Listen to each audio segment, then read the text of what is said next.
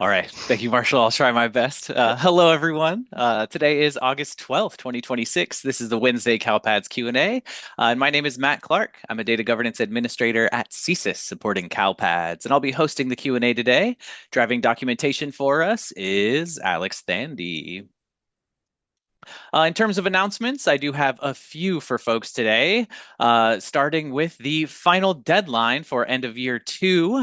So the final deadline for the end of year two submission in CalPads is Monday, August 17th, 2026. And this is the date by which certification is required in end of year two and is just 5 calendar days from today. For end of year two, no SELPA approval is required and certification requires only LEA approval. So please ensure that you're working to resolve any remaining errors, review your end of year two reports, and work to certify end of year two by Monday's deadline. Although the deadline is on Monday, in order to align with the cohort poll, we are encouraging LEAs to certify by this Friday, August 14th, if at all possible. And again, as the cohort poll will occur on Monday, August 17th, it's also very important to review your cohort reports for accuracy prior to Monday because you don't certify your cohort reports in end of year, but it is important to ensure that they are accurate prior to the poll on Monday. One thing about that, Matt, Yes. the 15.x reports refresh overnight. So anything they see on Monday is what's going in. They have no opportunity to change it on Monday. So if they want something in there, it needs to be there no later than Sunday. So just informal warning there so you can't say we didn't tell you later. That is very helpful. Thank you, Paul. All right. Moving into the second announcement here, the CDE sent out the Fall 1 training announcement yesterday, August 11th, with information on upcoming Fall 1 courses. Our live training courses for Fall 1 are available on the CSIS training registration page, and they're primarily taking place in September. So we'll drop a link to the CSIS training registration page in chat here, and we ask that you please visit the registration page and register for our live Fall 1 courses, which begin on September 3rd. And let me go ahead and get that link in chat for everybody. Oh, Alex already did it. Thank you, Alex. Cool. All right. Third, final, and related announcement here. The September regionals are also available on the CSIS training registration page now, and the September regionals will take place on September 8th and 9th. The September regionals will focus on the 26-27 Fall 1 and Fall 2 data collections. There is a meaningful update to the regionals this academic year. So due to increased participant capacity in CSIS webinar sessions, as well as due to declining attendance in the Wednesday afternoon regional sessions, the number of both regions and sessions for the CalPads regionals have now been consolidated from 4 to 3 regions and sessions. In particular, the Northern and Central Valley regions have been combined for the purposes of the CalPads regionals, and there will be no Wednesday afternoon sessions for the regionals starting in 26-27. Information on the counties included in each region, as well as the date and times of each session, can be found again on the CSIS training registration page, as well as on the CDE webpage for regional update meetings. All right, that was it for my announcements. Angela, any announcements on known issues, defects, or deployments to share today? No, nothing. We didn't have a deployment yesterday because it's a deadline week. So our next deployment will be next Tuesday. All right, thank you. And Dominic, CDE folks, any announcements?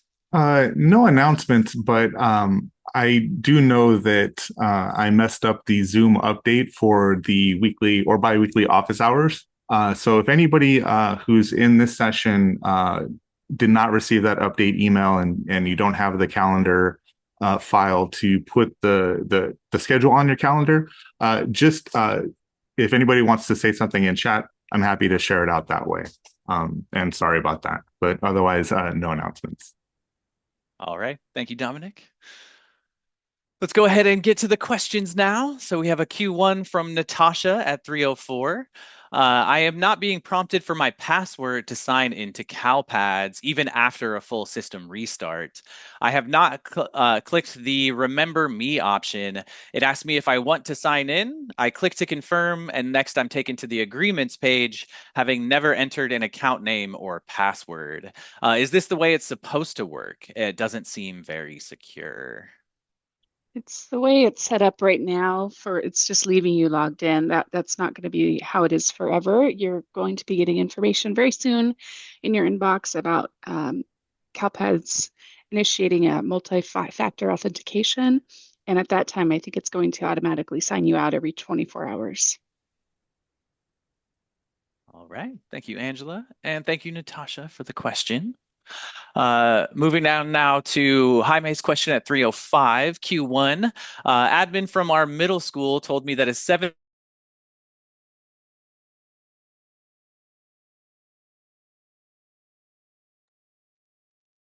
just make her a concurrently enrolled student at the high school. I've done this for 8th graders who take higher math classes, but not for 7th grade. Any advice would be helpful. Thank you.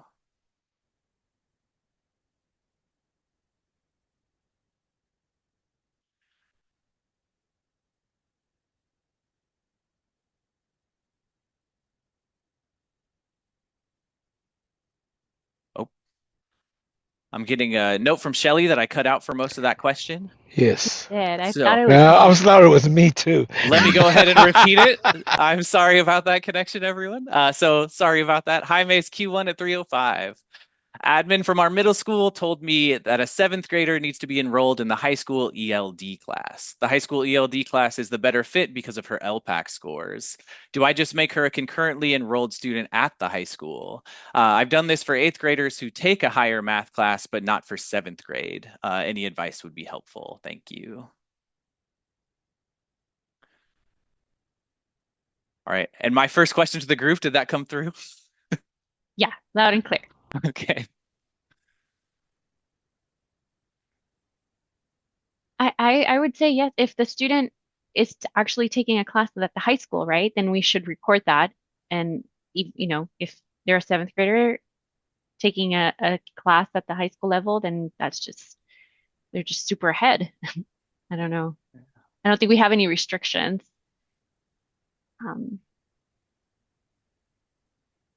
Enrollment type should be secondary. Yes. Yeah. Just like they would for the 8th grader, right? It'd be follow the same guidance. It just happens to be a 7th grader this time. Yeah. So similar process to the students who've taken the higher math classes here as well, Jaime. Oh wow, Shelly, a 6th grader with high school math classes. That's really that's quite an achievement. That's exciting. All right, I'll move on to Rebecca's Q1 at 3:07. Is there an issue with CalPADS notifications? I recently approved revised reports and did not receive a notification for disapproving or for reapproving. I submitted a ticket but did not receive a reply. I also replied to another ticket and no email was received. And it looks like Alex is taking us to the known issues list. I can take that one too. So we had a bug on it. The dev and test team was not able to reproduce it. So it seemed like to me it was intermittent because the person that originally reported it said, well, I disapproved and this time I got it. So they closed it, but I had them reopen it, Rebecca, when I got your ticket. So sorry, I didn't let you know that I was doing that. So I'm working with that team. So they're scouring the logs now to see what happened to that email. So hopefully I'll have more information for you shortly. All right. Thank you, Angela. And thank you, Rebecca, for the question. Moving on to Larney's Q1 at 3:11. We have a 12th grade student who did not meet the grad requirements with us in June. He then enrolled last summer at an alternative school that is outside of our LEA to try to complete the 10 credits he's missing. He completed and passed the summer classes and met his grad requirements. We know because he provided us with his transcript and requesting a diploma from our LEA. My question is, can we award him a diploma under our LEA? Can we report his grad status under our LEA? If the alternative school did not report the student as a summer grad, we will now be getting the category of did not graduate and drop out for him because there is no subsequent enrollment. Please advise.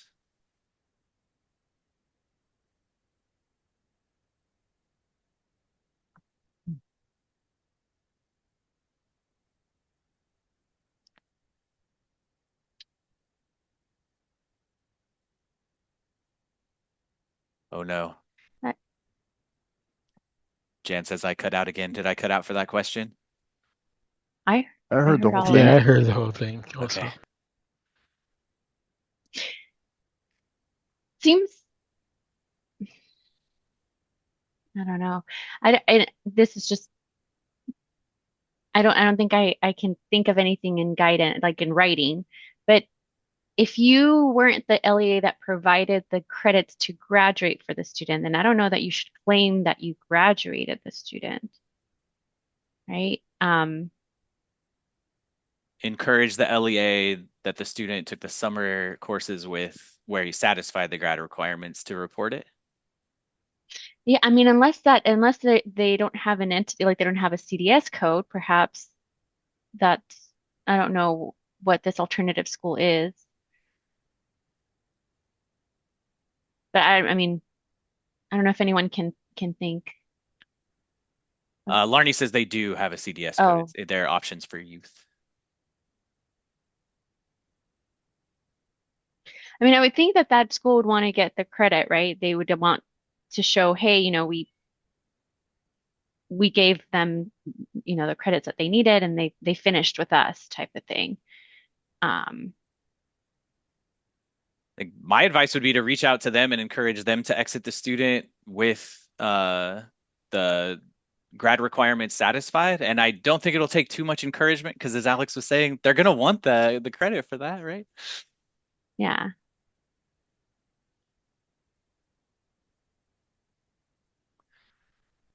Right. Does anyone else have any guidance for Larney?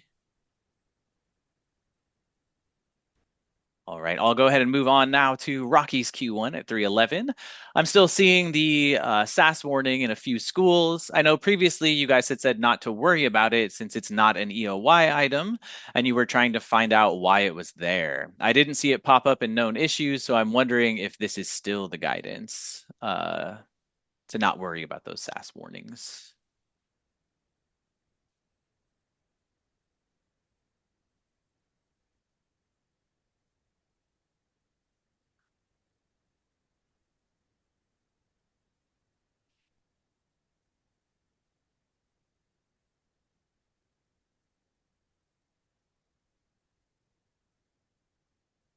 What's the Trying to warning find, number? I'm trying to find the warning.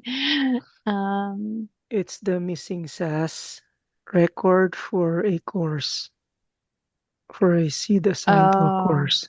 So it's yes. normally it's just a warning because so here's the logic on that. In fall 2, the SAS is a required data element. So that way we can determine the job classification of a staff member um, that is assigned to a state course code and be able to also determine if if the reported job classification um, is part of meets all the requirements for assignment monitoring. That's fall 2, and that's important for fall 2.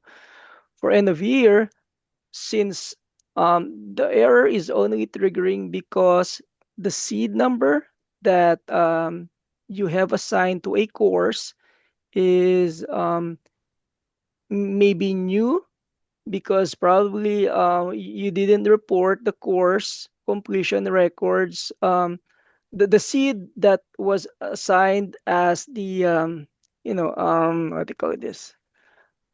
Uh, teacher of record in fall 2. So anyway, you can ignore that because number one, If you upload a new SAS file, it will overwrite all of your SAS records for those specific schools, and it will impact the ODS that you've reported for fall 2.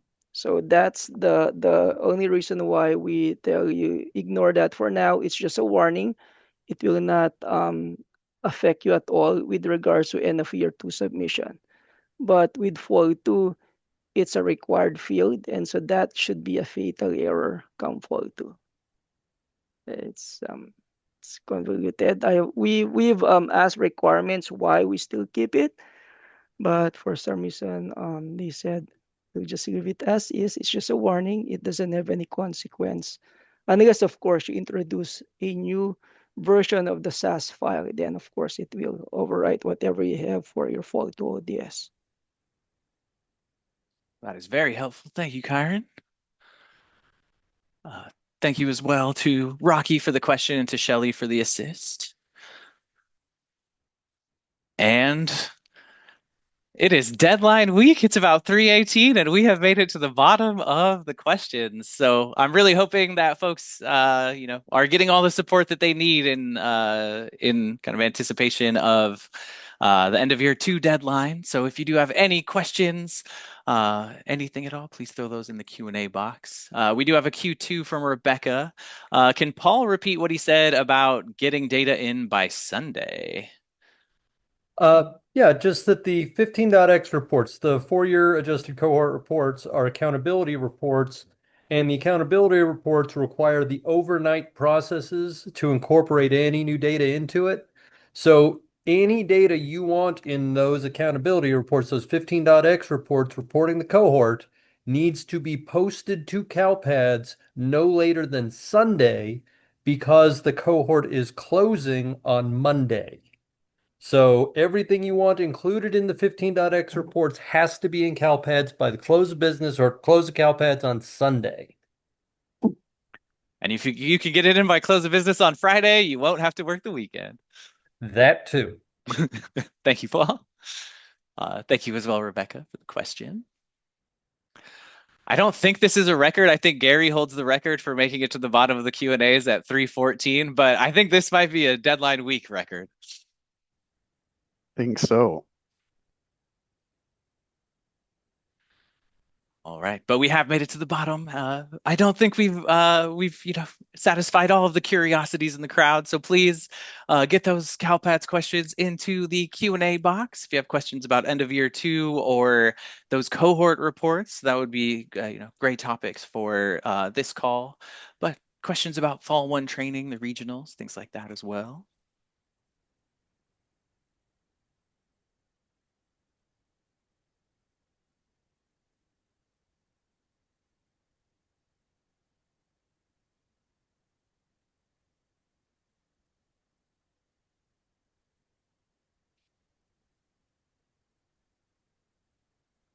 All right. Rebecca, Q3 at 3:20 says, will an email go out to the field about posting data by Sunday? It's always nice to have it in writing.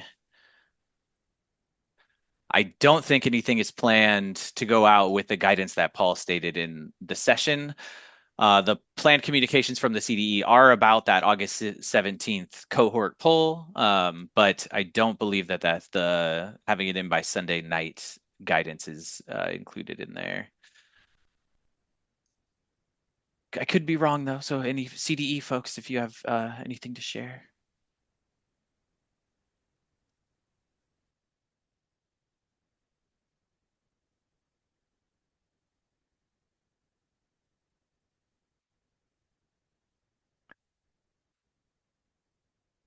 All right. So probably not going to have a place to find it in writing, Rebecca, but you can be the guru who knows the guidance even when it's not yet in writing. All right. And then moving on to Jan's Q1 at 3:21. Rolling into the new year is still planned for August 25th, the school year rollover. I do believe the answer to that is yes. Maybe a confirmation from Angela. I haven't read the flash that went out, so if it's changed, it would be in there, right? Yeah. All right. And Alex has that pulled up. So yes, Jan, the school year rollover is planned for August 25th. And according to Alex from Marin, Rolling in Deep is still planned by Adele as well.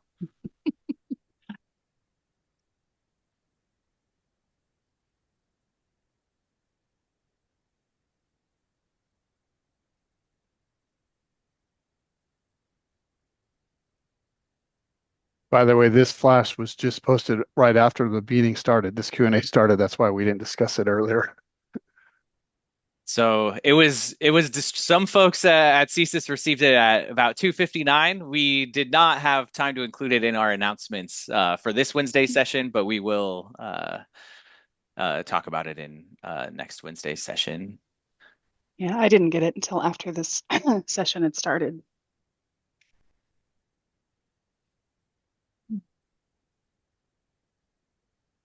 Hi, Matt. This is Adrienne. I wanted to just circle back to Larney's question about that 12th grader.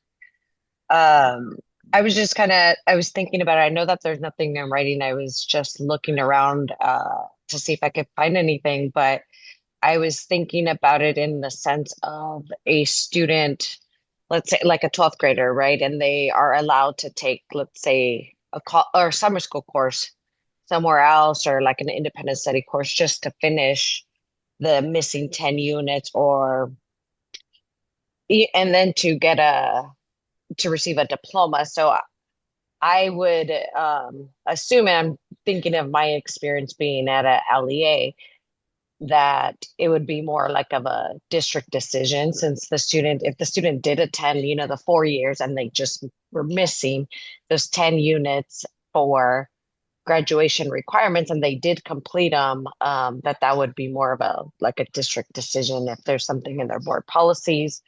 I don't see how, if the student just only attended 10 units, I see why maybe that alternative school doesn't want to give them a diploma because they realistically didn't attend the whole time at their school. That's just maybe something to think about and talk to their district, to the board, maybe if they have a board policy, or submit a ticket to the CDE to see if there's anything that we are just not seeing, if there's anything that restricts that.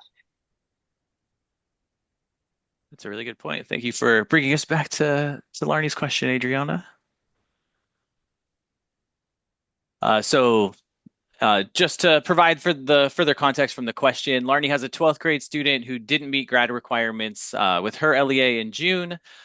Student attended a summer school outside of the district, completed the grad requirements, and then Larney's wondering if they can exit the student within their records with the grad requirements satisfied. So record them as a graduate.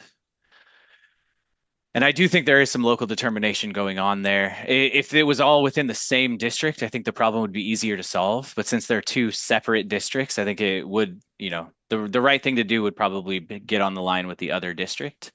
And kind of, Larney, if you would like to, since you served the student for the majority of the 4 years, if you feel that you have a case to make that the graduation should be with you, I think you can bring those considerations to the other district. Alex, you're off mute and you have a thoughtful face. Do you have thoughts on this one? My face speaks for itself most of the time.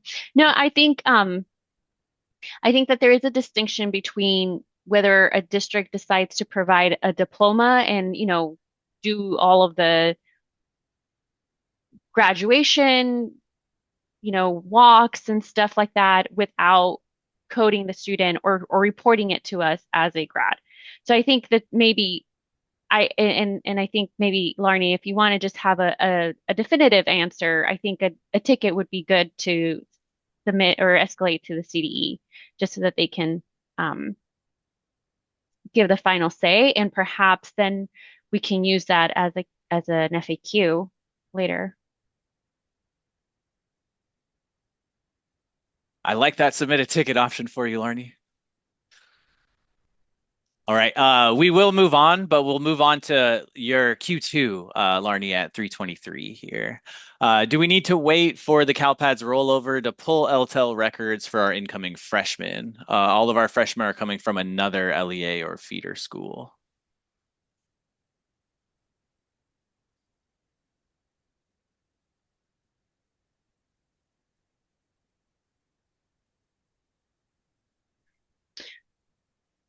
I wouldn't think so. The rollover isn't going to um, give you any new data. So you'll get the LTEL records, like if you're running the cumulative enrollment extract, for example, only if you've already submitted your 26, 27 enrollments. So if you've already done that, then you don't need to wait for the rollover on the 25th to get that data. All right. Thank you, Alex. Moving on to Carla's Q1 at 326. We have a student who's been identified as foster youth under foster focus, but they are not showing in our foster report. How do we make sure that they're getting counted under that program since we don't add program 190 anymore in CalPads?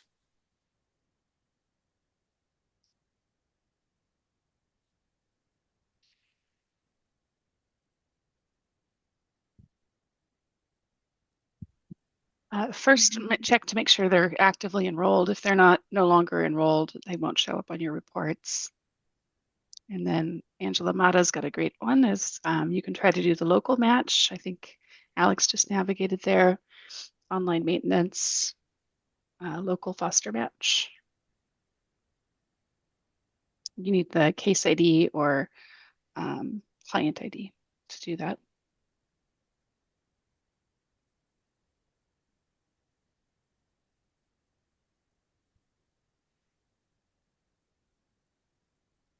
All right. Thank you to both our Angela and Angela Mata for the helpful guidance there, and thank you, Carla, for the question. We have once again made it to the bottom of the Q&A box. Seems like a pretty lively chat box, though.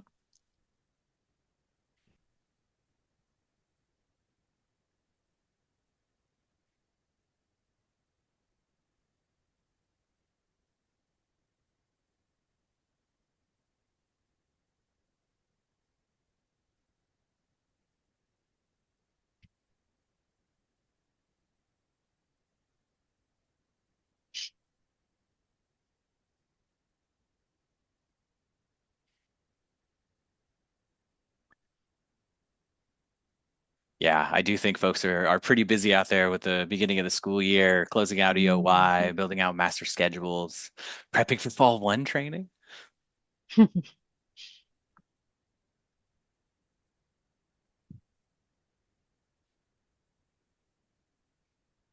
getting SSIDs. Yeah, Marshall, that's a good reminder in chat. Our fall one, as well as the September regionals, our fall one training courses in the September regionals are up on the CSIS training registration page. So please do go to the CSIS training registration page. We'll get the URL in chat one more time and register for both our live fall one courses and the September regionals. All right, Alex, Angela, what do we think? Oh, never mind. We got a Q1 from Chris at 332. Should I have received Flash 329 by now? At least at CSIS, we've been receiving it. Folks have been receiving it starting at about 3, but I haven't received it yet. So I think they're still kind of working their way through the distribution list. But I would say, Chris, if you don't receive it, if you check back in your computer in the morning and you haven't yet received the Flash, at that point, I do think you should have received it.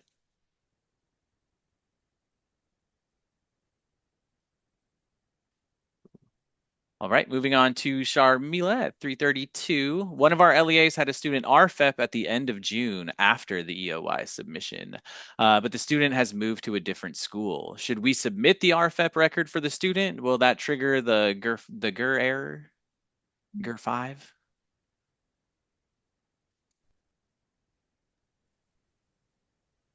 Since the student never came back to your so when you say different school, meaning a different district, because if yes, then you just have to report the RFEP using the last day of school that the student was at your district. So basically, use the last day of school at your district to be able to claim that. However, it will no longer be part of your end of year one submission because you've already certified.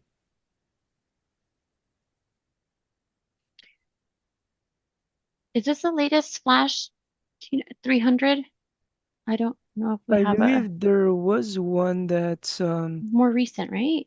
There can was you one go in the back? last If it couple. says plus 1 day, then yes, that was the newer Let's see. Flash.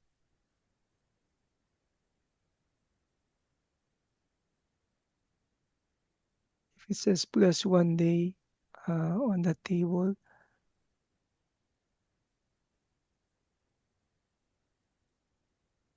I don't think so. 322 was the Okay, more recent one. thank you.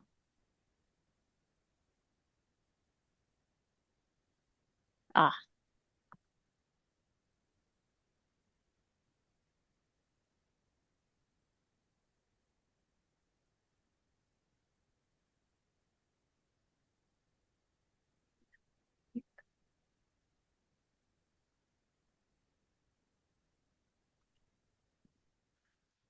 All right, and it does look like Flash 322's got the right guidance for you, Sharmila. Thank you, Kyron. Thank you as well to Alex. All right, moving on to Yolanda's Q1 at 333. Can you please clarify the no Wednesday Zooms? I would love to, but I don't know about the no Wednesday Zooms. Are you talking about the Q&As? Because those are going on for infinity, as far as I know. We're not going away, Yolanda. We'll still be here and we'll still be on Zoom. Yeah, I was going to echo Angela maybe about the regionals. Yeah, okay. Now it's all making sense. Yeah, let me go back to that announcement. So due to both the increased capacity in CSIS webinar sessions, we're now able to have up to 1,000 folks in a single session, and due to declining attendance in the Wednesday afternoon regionals. So we were seeing a significantly higher rate of attendance on the Tuesday morning, afternoon, and Wednesday morning sessions than we saw in the Wednesday afternoon sessions. So due to both of those factors, the number of regions and sessions for the CALPADS regionals was consolidated from 4 to 3 regions and sessions. So the Northern and Central Valley regions were combined just for the purposes of the regionals. And there will be no Wednesday afternoon session for the regionals beginning in the 26-27 academic year. So beginning with the September regionals, there's going to be no Wednesday afternoon sessions. And we've consolidated the Central Valley and Northern California regions. So information on the counties included in each of the regions, in each of the sessions, as well as the dates and times of all of the sessions, can be found on the CSIS training registration page. And if you click more information for the September regionals meetings, you can see the counties included in each of the sessions. Thor Thor just had a there we pretty go. important comment in the chat box here. Thor from the CDE states, FYI, Flash 329 just went out, but it has been paused. There was a revised Flash 329. There will be a revised Flash 329 sent out later today. If you did receive the Flash, disregard it and wait for the revised version. So in response to your question, Chris, should you have received Flash 329 yet? No, and if you have received it, please disregard it. The CDE is getting out a revised Flash 329 later this afternoon. Thank you, Thor, for that very helpful clarifying comment in the chat box there. All right. And Yolanda, I hope that was the answer you were looking for. But if you are looking for any more information about the regionals, the September sessions, the 3 rather than 4, or anything else about the regionals or CALPADS training, you can go ahead and get those questions in the Q&A box, and we'll get some responses for you. All right, next we have a Q1 from Anna at 3:38. Not sure what I missed, but will the Fall 1 roadmap be updated soon? It's in progress. It will be out soon. Thank you, Kyron. Anna, it's not out yet. It will be updated very soon, definitely before the Fall 1 submission opens on Census Day. All right, Larnie has a Q3 at 3:39. A Q3, which is more of a comment. We already know the calendar for EOY2 in 2027. Is it possible to change that? The ending summer school on July 31st and ensuring our SPED student statuses are updated if they graduated in the summer was a really tight schedule. It would have been nice to have a week to close out summer school and update our SPED students if their status had changed before the certification of end of year 1. Just a thought. And it is helpful to share those thoughts in the Q&A, but I think they become more actionable input for conversations with CSIS and the CDE and CALPADS decision-making conversations when you submit those as tickets that we can kind of refer to as we're kind of deliberating on changes. So Larnie, if you could submit a service desk ticket for kind of a feature enhancement request, that would be helpful to inform those conversations. And we have once again made it to the bottom of the Q&A box. Again, the final certification deadline for EOY2 is on Monday. It is also very important to make sure that you've reviewed your cohort reports for accuracy by Sunday, or gotten in all of the corrections that you need by Sunday, so that the cohort reports that show on Monday are accurate. So when the CDE does pull cohort data for the ACGR rate and those dashboard indicator calculations, that they're pulling the most accurate data that they can. All right, Angela, what do you think? I think we let everybody get back to work. Okay. All right. Let's go ahead and call it here. Thank you, everyone, for attending the Wednesday Q&A. Good luck towards certification by that EOY2 deadline. And congratulations. Well done to those folks who are already certified, which shout out is the majority of LEAs. So a lot of folks are looking good for EOY2. But we will see you again next Wednesday.